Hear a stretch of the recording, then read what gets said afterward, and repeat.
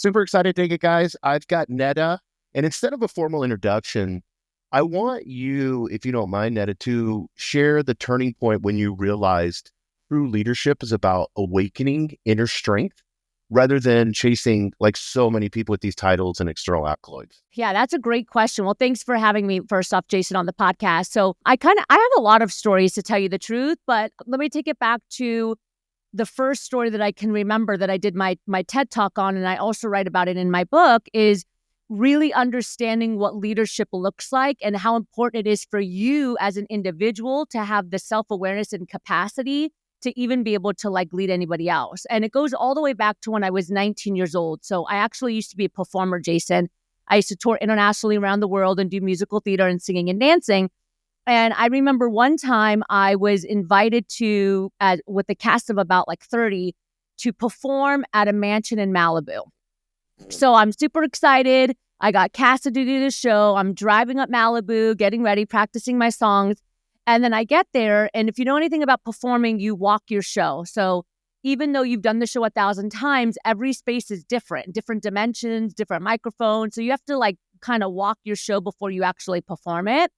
And I remember we were walking our show and the director just stopped everything and started screaming. And there was a young man that was in the middle of the stage and she said, "Stop, wear your shoes." And this young man wasn't wearing shoes and he was one of the main dancers.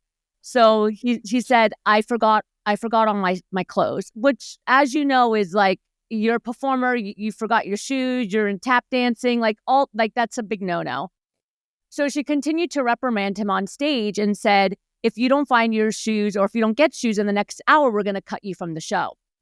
Now, I knew, and the rest of the cast knew, that if she cut him from the show, it was going to put more stress and strain on us as a team because we would need to fill that hole. That means that we would all need to change our positions. Some of us would have to relearn choreography. We would have to basically start over in a short amount of time. And so we went to the green room. We took a break. I remember walking into the green room and I'm getting my makeup on and getting ready. And the CEO of the company walked into the green room and I became a kid at a candy shop. I'm like, what's about to happen? He's going to get completely destroyed. I was immature back then. And the CEO walks up to the young man. He puts his hand on his shoulders. He bends down. He takes his shoes off. He gives them to the young man to perform in. And for the next 4 hours, he walked around barefoot with the rest of the CEOs at the Malibu mansion. And that changed my life. I ended up being with that organization for 15 years in some way, shape, or form, whether it was full-time, volunteering, whatever it was. I stayed with them for 15 years. I'm getting married in a month and a half. They're coming to my wedding after 20 years of knowing them. And my whole lens of leadership shifted on that day because it was one simple sign or behavior that showed me that this is not about you. And that's where that self-awareness comes into, right? It's being able to shed the ego away from being the leader and recognizing that there's a bigger picture. And sometimes as leaders, and I've been caught in this trap before, where I make it about me. Well, I'm the boss and I said this, and this is how we do things. And it clouds our ability to have empathy and to see what do we need to do to help serve the big picture of what's happening in that moment. And that really changed my life forever. And that's kind of what I go back to. And you know what the most interesting thing about that, Jason, is? Till this day, the CEO, his name is Bill, does not remember doing that. Totally This is his natural act, yeah. Right? Exactly. Changed my life on leadership, got me to, where I am today. And he's like, "Oh, I did that?" I'm like, "Yeah." He had no recollection. That's awesome. And it's like a form of humility. And you mentioned ego. And I think this is really important when it comes to self-awareness. And I want you to talk about this. We have this idea and we're so narcissistic because everything is fed to us for me, me, me, me, me, me. Whether it's social media or whatever it may be, everything, even it's getting hyper-personalized with advertising and marketing. So we have this whole desire to elevate ourselves, whether it's in an Instagram, whatever it may be. How as a leader, something like that, taking your shoes off, how do you get past the ego side of things and become more self-aware where you don't even think about it and you're more than happy to give your shoes to somebody? Great question. And my answer to you is self-confidence. See, what happens is that the majority of individuals, whether you're a leader or not, they struggle with feeling enough and they struggle with self-confidence. Okay. Yeah, yeah. 83. So my team and I at Rise Up For You, every single year, we ask not hundreds, not 1,000, not 2,000, but we ask anywhere between 4,000 to 5,000 professionals every year what their number one challenge is in the workplace. 83% consecutively over the last 5 years have said self-confidence. So what happens is that when you're a leader and you struggle with self-confidence, it impacts your capacity to lead and communicate at a heightened level.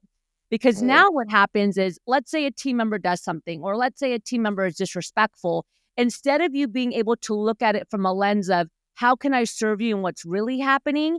We look at it from a lens of like, how dare you hurt my feelings? Or I'm doing the best I can as a leader. Like, our self-doubt and our enoughism is what comes in, and then we behave based off of that.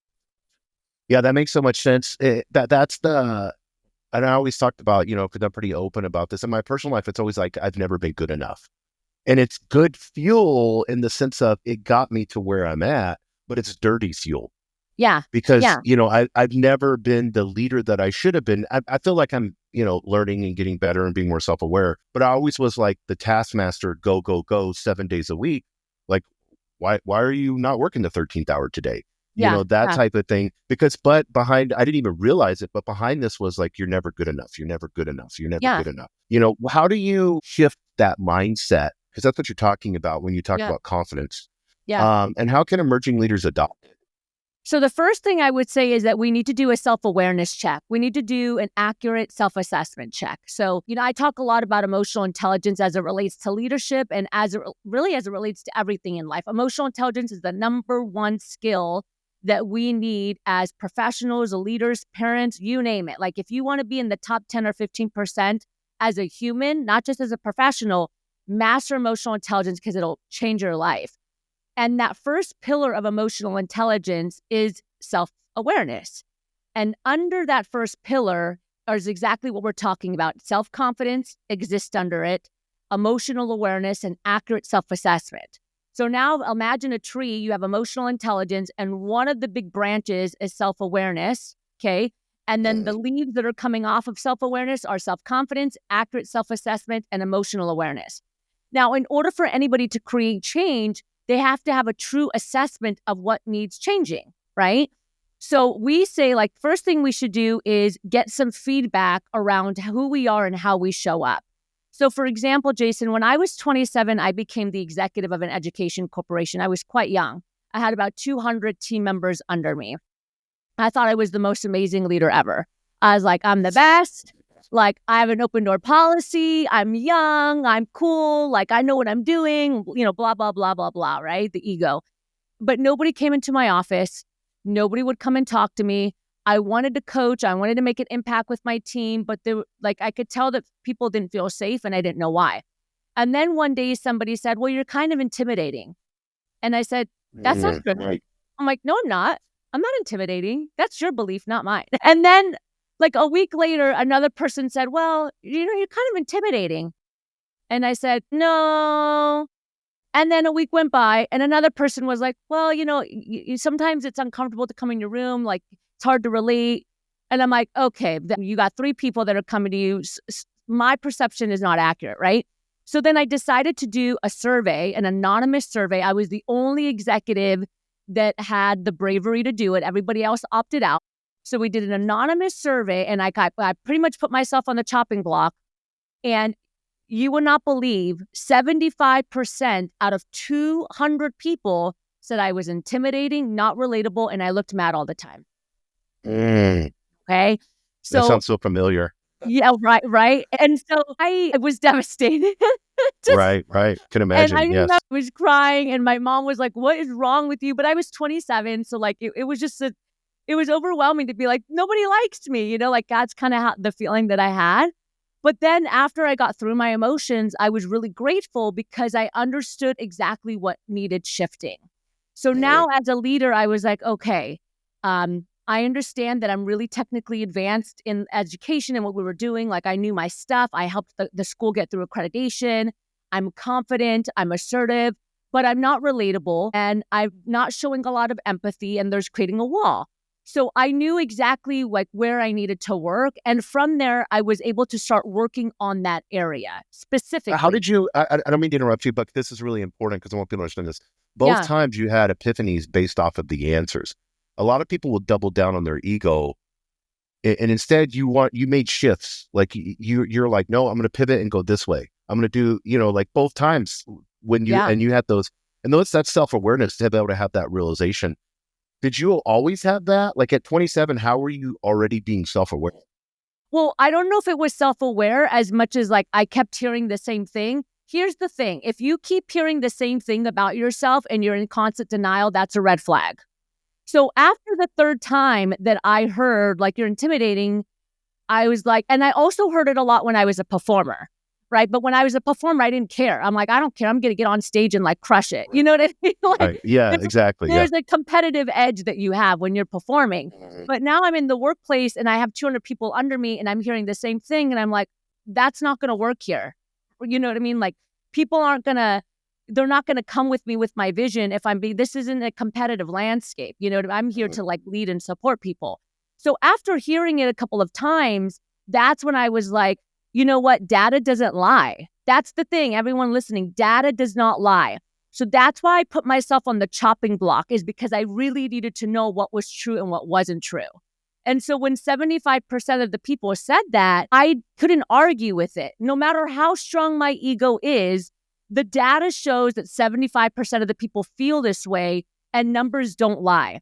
So that means that like, no matter what, whether I like it or not, I was forced to make a shift because it's clear that there's something that's being blocked between me and being able to create the transformation that I wanted to as a leader. And for anyone that's listening out there, it's important that you have something that's bigger than you, that you're willing to change for. And so for me as a leader, I always cared about like pushing people's potential and transformation. And I never let anything get in the way of that, including my ego. So if I have all this data that's telling me that I'm not relatable and intimidating, well, at the end of the day, this is my bigger vision and that's my goal. So then I need to create the shifts to make that happen. That's so good. Yeah. And self-doubt, because this is really good in our industry, in the tech industry. We have a lot of engineers, like Mark Zuckerberg's an engineer. Now Yeah, he's a A-brain. CEO, Meta. A-brain. Yeah. So how do you like, and I know this is a lot in your coaching. We'll have those in the show notes so everybody can hop on there on your website and stuff. And we'll get in a little bit more into that. But if you're like an engineer type person, passive aggressive, not very, because who you are and I am, we're kind of, seems like kind of the same. I have the same exact things people have told me in past. So I was in the Marine Corps, like all that stuff. So when you're dealing with millennials and younger type, and they're saying they can't relate, and then you're this engineer and you're just passive aggressive because you're hoping that work gets done, but you don't hold anybody accountable. There's no coaching. How do you see that? Like, how does that play out with self-doubt and confidence? On which side? On the receiver Well, I or mean, on the on the leader? leader side, Yeah. yeah. Like, I want to be practical here and help Yeah. leaders. So, okay, I'm going to say something that may come across a little bit harsh, but it's I the love it though. reality. Yeah, let's go. It's the reality because like the thing is that my team and I are in the trenches every day, and so everything that we talk about is like we're living day to day with everything from like oil companies to big tech to healthcare. So like we're in it, and we've worked with every type of brain, right? We've worked with the engineer brain, we've worked with the more creative brain, we've seen it, and like the biggest thing that I always tell people is, if you're not ready to create a shift in yourself, don't become a leader. Don't become a leader. And what happens is that, and we see this all the time, we work with leaders that are like, well, I don't want to lead people. And then it's like, well, then you should get rid of that salary that they gave you and you should go back to being entry level or go back to being like a lower position, because the second you said yes to being a leader and that salary, you signed yourself up for a commitment to create change with your team. And what we see is a lot of people that are like, well, I want the title and I want the salary, but like, I'm not going to do the work as a leader to empower and engage my team. And that does not work. And we have a lot of those harsh conversations with leaders because they're like, well, why do I have to coach and why do I have to mentor? It's like, well, you accepted the leadership position And that's what leaders do. Most of your role as a leader is to lead through inspiration, transformation, navigating your teams to a certain destination, uplifting your team, building a succession plan of the next leaders. It's not to sit at your desk with the door closed and then just like hoping that they figure it out and then come out every now and then and like reprimand them when they don't get things done. That's not leadership. And so if you're a leader and you're struggling to do that, you need to have a hard look at yourself and you need to get some work. Like you need to invest in your soft skills. You need to invest in your ability to communicate assertively. Passive aggressive communication is proven to be the worst style of communication in marriages and in the workplace because it's kind of like stabbing somebody in the back. It's like, yeah, okay, sure, whatever. And then underneath you give a little dig and then like a negating comment might come out in a meeting or then there's like gossiping underneath the breath. And it does a lot of damage and mistrust in organizations when somebody is passive aggressive. So it's I love that. Yeah. Yeah. Go Yeah. ahead. So, no, I was just going to say, and so it's really important that as leaders, we work and up level our skill. And I think the best way to start doing that is by doing a true assessment of yourself so that you can look at what your strengths are and so that you can look at where you need to grow. Like I know for me, I do this with myself, Jason. Again, everything we talk about, we do here at the company. So even though I'm the owner of the company and I'm the CEO, we have about 20 team members. Every year, sometimes twice, we'll do an assessment and I'll do it anonymously. So my team's like not worried about it.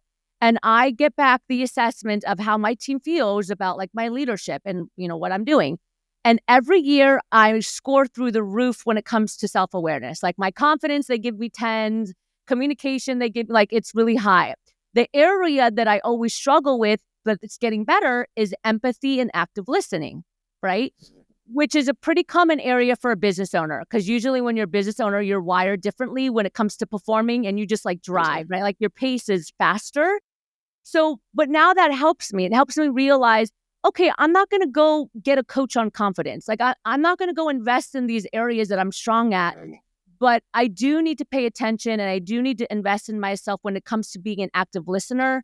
I need to put some things in place to help me just be more present when a team is talking to me.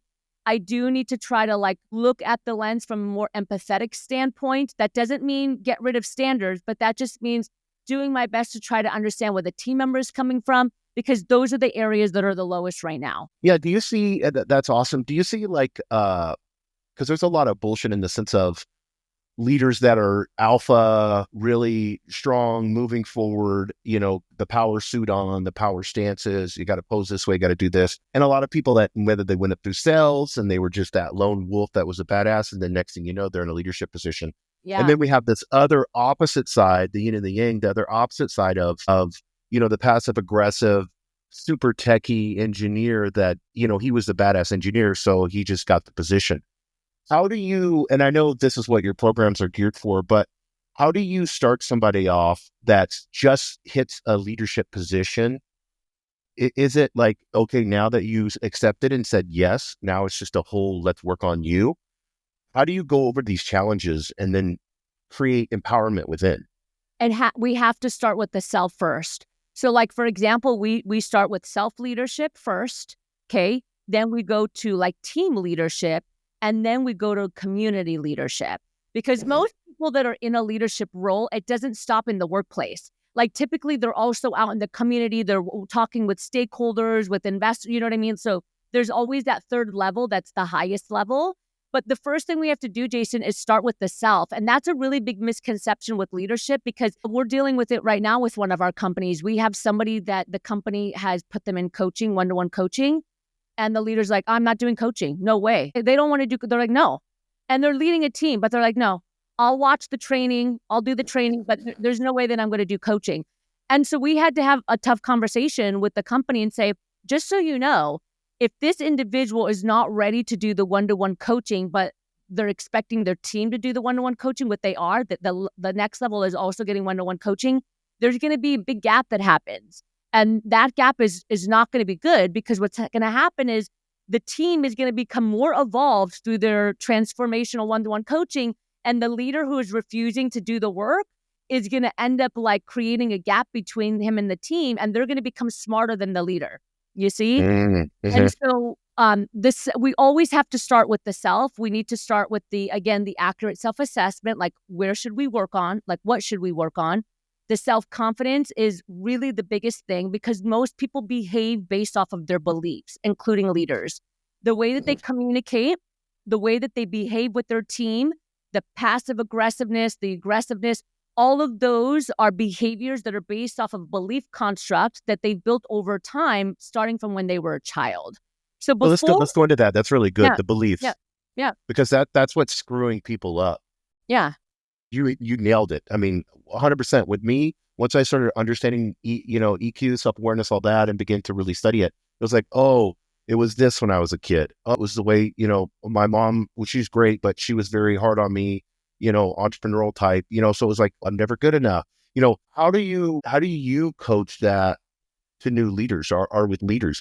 How do they begin those processes to understand the false beliefs? yeah. So I'll have a strategy I'll share with you here. But before I do that, I want to remind people that when you have this belief structure and system, all of your behaviors are dictated through that lens.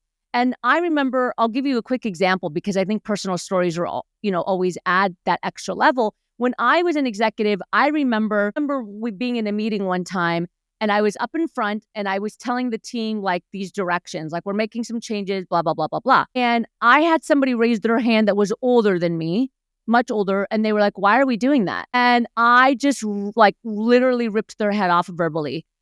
I was like, because I'm the leader, I said so. This is what we're doing. Stop asking questions, blah, blah, blah, blah, blah. No wonder they thought I was intimidating. And then I realized Plus, you after, could dance better than them, right? yeah, right, because Yeah. so So then, that's intimidating. but I went back and I was like, I don't really like that I responded that way. But because I was growing in my self-awareness, I was able to coach myself through that behavior. So I realized that behavior was not a good behavior.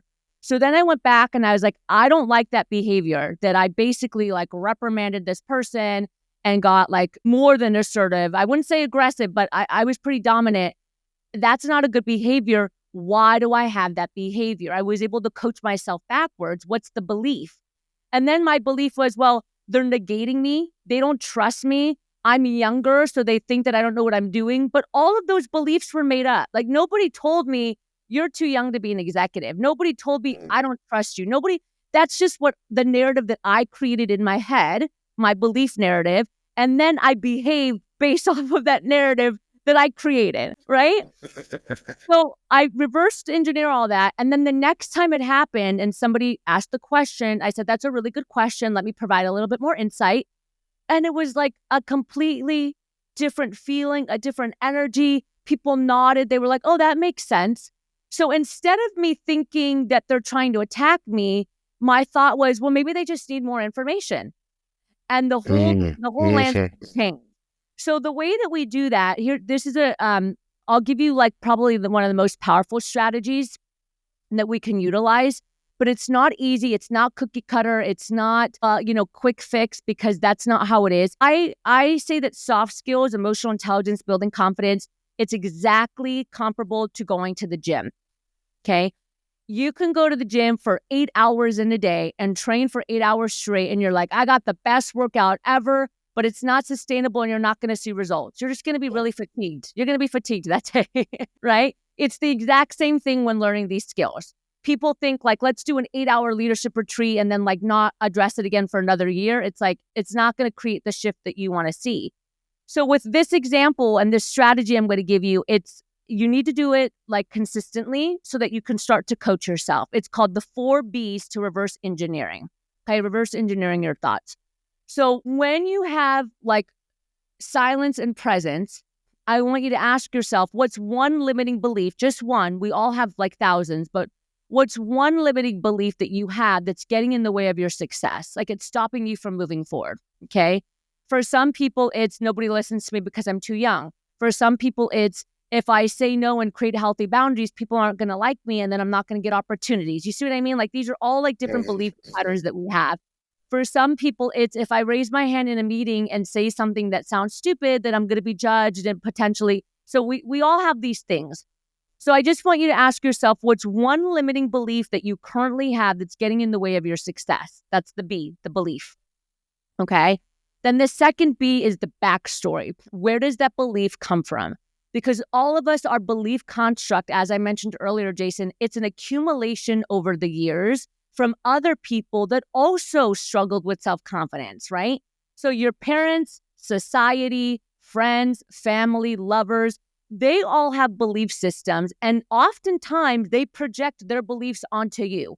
Sometimes it's Right. Yeah. sometimes it's intentional and sometimes they're not aware of it, right? Like they might say something that's a limiting belief and you're like, no, I don't have that belief, right? Like, for example, as I mentioned, I'm getting married. So we're having a lot of conversations around like kids. And my future husband was like, well, when we start to have kids, it's going to be hard for us to like travel. And I'm like, oh, I don't have that belief system. I don't believe that kids are going to be an excuse for us to like live a great life with the kids. But you see Right. how it's Right. like it's easy to like just Hmm. say, well, this is what it's going to be. And I'm like, no, I'm not going to live my life around that. Right. But that's what happens to us. So that second B, the backstory is understanding like, where did that belief come from? And reverse engineering, did it come from a past lover? Did it come from my parents? Did it come from when I was bullied in school? Like, why do I have this thought that I have? Okay. The third B, which is the most important, is the behavior. What's the behavior that it's causing in me? Is it causing me to be aggressive? Is it causing me to drink? Is it causing me to overeat? Is it causing me to procrastinate? Is it causing me to not manage my time appropriately? Is it causing me not to raise my hand in a meeting and say what I want to say, even though I have something to say, right? Like that's a behavior or lack of behavior. And then the last B is the breaking. So how do we break the belief so that we can shift the behavior? And the breaking is a little bit different for everyone. There's no cookie cutter answer to it because we're all wired different. For some of us, we have like real deep rooted trauma. And in order to break it, like we need therapy, we need some like deeper levels of being able to break it. But I would say a good portion of individuals with their beliefs, the breaking is as simple as realizing that Bobby Jane in 12th grade hurt my feelings and I've been letting Bobby Jane impact me for the next 30 years. Why am I letting Bobby Jane impact me for 30 years? For some of us, it's that simple. One of my clients was in the wine industry. He's an executive. And he was going to get funding, right, for his startup, which he did. He did a great job. But in the beginning, he really struggled with talking. He's like, I really struggle with self-confidence. And after we went through this exercise, he was like, man, all I could remember is when I was 12 and Bob threw me in the trash can. He just kept throwing me in the trash can. I was smaller and I've never felt enough since then. And I was empathetic. I was like, yeah, that sucks that you were bullied and you were thrown in the trash can. But I want to ask you a question. You're now 60 years old. 60, Jason. You're 60 Hmm. years, you're 6 years old and you've gone through your entire life living without confidence and self-esteem because somebody that was 13 years old threw you in a trash can that was probably getting bullied or abused at home. And they were also a kid. And he was like, you're so right. He's like, wow, that's like almost 50 years. I'm like, I know, it's Hmm. almost 50 years of like a 12-year-old that's had an impact on your mindset about yourself. And once he had that epiphany, he was like, damn, that's crazy. I got to shift that. And he was able to move past it. Yeah, that's awesome. I do the same thing, and I learned this. I don't want to take credit for it. I learned this from a man named Peter Crone. But he said, go back to that 12-year-old self, and what would you say to that 12-year-old self? And then it's usually people are crying at, I've seen, everyone, every type be crying about that because it's like, oh yeah, and then when you talk to yourself as a 12-year-old kid and you kind of have that self-awareness of like, I didn't know any better. I was just 12. I was super innocent, and so it creates, I think it like releases the baggage, Yeah. because he's 60 from 12 to 60, Yeah. that's 100%. crazy, but we It's all do it. We all have it.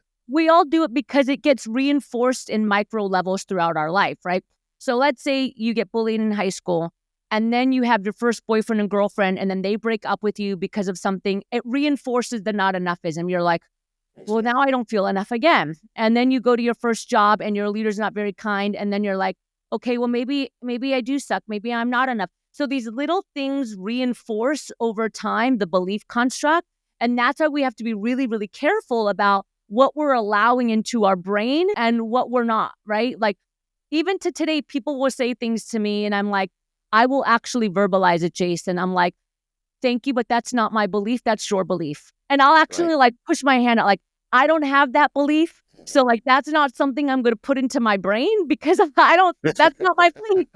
Right. 100%. Yeah, that's so good. I want to close on this question. Time flew, it's crazy. I want to close with this, and then we'll get into, and then we'll do the final close with your company, because I want to make sure everybody understands it and gets involved. If this was the last podcast you ever did, and you had to leave a statement about what true leadership means to you personally, what would you say that is? I'm going to put something together. I would say the greatest tragedy is wasted human potential. Do not let that be your story. And I'm also going to add the phrase that it's not about you. It's not about That's so good. Yes. I like that. Yeah, that's so true. That's where I feel most of the problems have been me being narcissistic, where it's like, I'm the leader, I have the desk, here I am. Why are you creating a problem for me? People are problems, Yeah. I want to go into, for sake of time, I want to make sure that we talk about your coaching company. So is this for leaders? I was on your websites. I looked over everything. It was amazing. I was even kind of getting into a little bit. You have some information on the courses and stuff like that. Thank you. Your TED Talk, all those things. How can somebody get involved? How can they be a part of this? You said you have like 20 people that help you, counselors and stuff. So there's a number of levels. So basically, Jason, we have a B2B and a B2C. So we have organizations that hire us all over the world to come in and do everything from training, retreats, corporate keynotes, and coaching for their company to help elevate their performance and their culture through these skills. So through the leadership, the emotional intelligence, the communication, the conflict. And then we also have the same thing for individuals, because sometimes entrepreneurs, solopreneurs, professionals that are kind of investing in themselves, they're able to come to us and do one-to-one coaching and join our programming that we have. We have an online membership. So there's various ways of doing that. We do have coaches and trainers. So if anyone is ever like, wow, I maybe one day want to work for them, you can go to our website and you can check out our coaching and certification program. But we have a ton of free resources, Jason. If you're listening and anything resonated with you, if you go to our website, riseupforyou.com, and you click the free resource button, we have emotional intelligence quizzes, we have confidence quizzes, and we have master classes for both of them that are all totally free. That's so awesome. Yeah, we'll make sure we have all those links in the show notes so people can be a part of that. I want to thank you personally, because there's not enough of this in the world. Everybody has such a misconception of leadership. And I think it's, even when you go on like YouTube and you type in leadership, it's hardly anything. I know. Compared to what everything else is. Yeah, it's so, and then you've got I love John Maxwell. You have, all of those guys out there, producing the books and doing it. But I feel like there's a new generation that has to come along and have the emotional intelligence for what it means for today. Human 2.0 now. We got what it's going to happen when we have AI and all these things. So I really appreciate your work and appreciate you taking a historical approach. We didn't even get into that. That I saw on your website. So Nada, I appreciate you and want to thank you for it, because it's more of a mission, not necessarily a work, if that makes sense. It's for sure a mission. And I like, people always talk about retirement. I'm like, who's retiring here? Yeah, it's definitely a mission, and it's a big mission that requires a lot of people, which is why I named the company Rise Up For You versus like Nada Nasserdeen. Just like you said, Jason, like I love the pioneers that came before us. But if you notice, it's John Maxwell, Dale Carnegie, Tony Robbins. Like it's all their name. And for me, I'm like, no, this mission is more than Nada. It's more than my name. It's a bigger collective effort from a number of people that want to evolve their leadership and themselves through these skills that are often like not thought about. Yeah, that's so good. Well, thank you, Dan. I appreciate you being on the show.